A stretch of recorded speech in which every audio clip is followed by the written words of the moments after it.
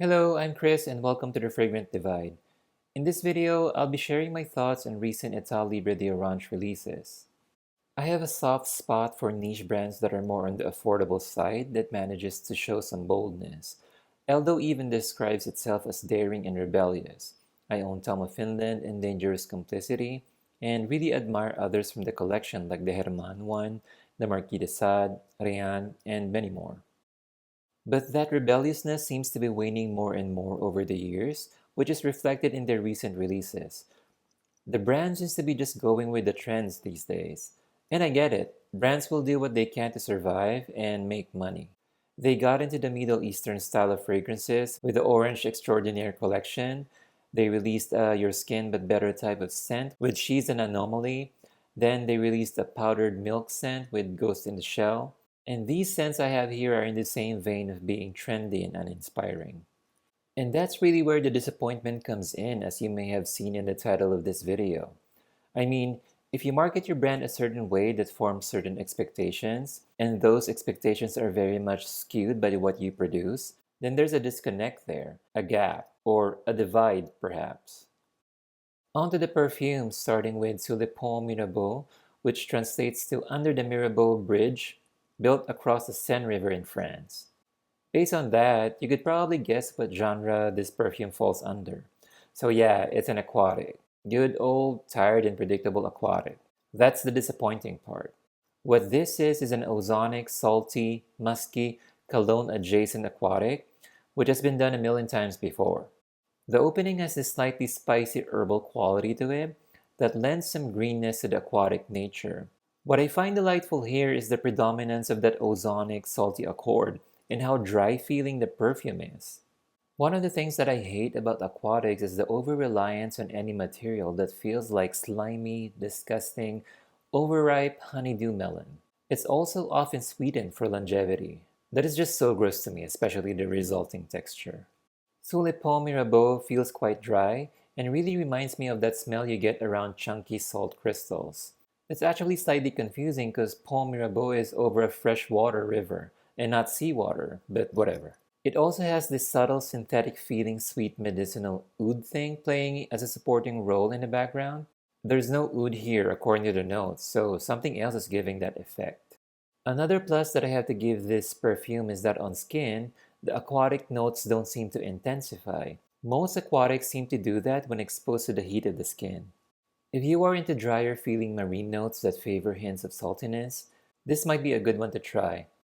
This is nowhere near as airy as Honneur de Bretagne from L'Artisan Parfumeur, which I consider as one of the better aquatics that I've smelled.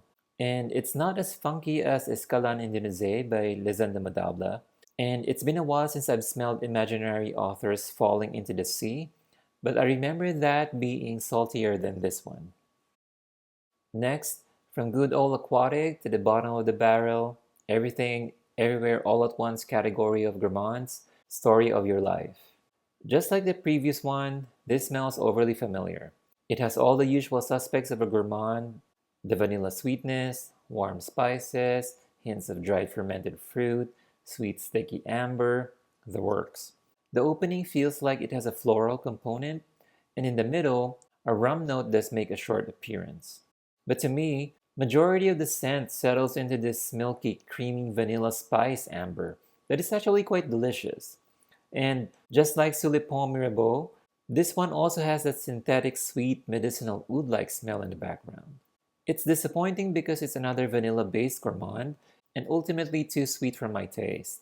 It's reminiscent of Harvest Mouse by zoologists or the gourmand aspect of Alfetti, but this is still sweeter and creamier than those, and still reminiscent of many, many more.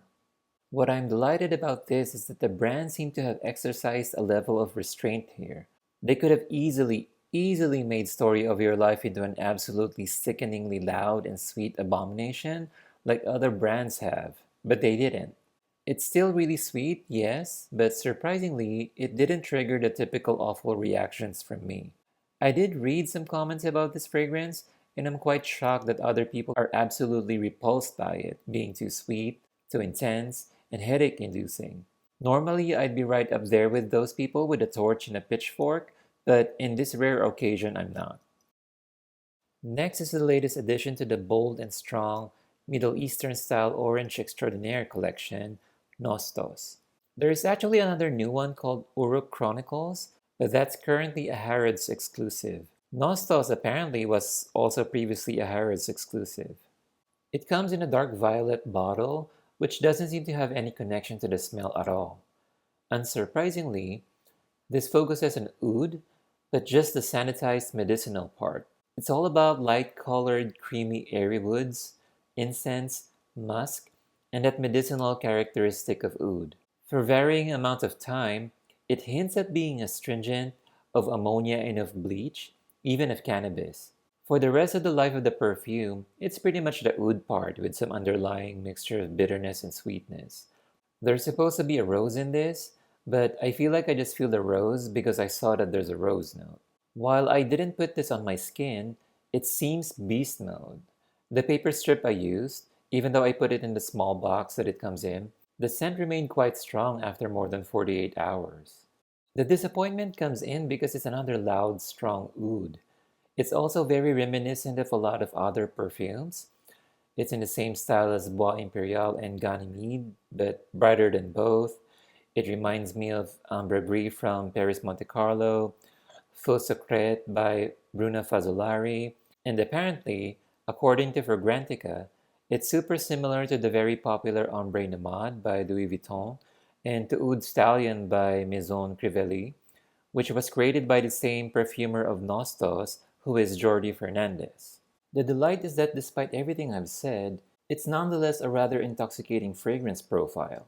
Maybe I'm just saying that because I like the smell in short periods of time and not while wearing it and constantly smelling it for an entire day. And it seems to be strong enough with one or two sprays. The choice to be obnoxious going way beyond that is now on the person spraying. And the last one in this set is Clean Suede. I finally got an official branded sample. I didn't want to just get any sample so I can be sure that it's not just a decanted Tom of Finland, for research purposes, but I'll reserve this for another video. Aside from Uruk Chronicles, there's apparently another release called Above the Waves, but someone commented that it is currently a Taiwan exclusive. I have yet to try Frustration, which is another entry to the Orange Extraordinaire collection, and Exit the King, which is supposed to be a very soapy scent. Overall, despite my disappointment, it's still interesting to see what Etat Libre d'Orange is coming out with.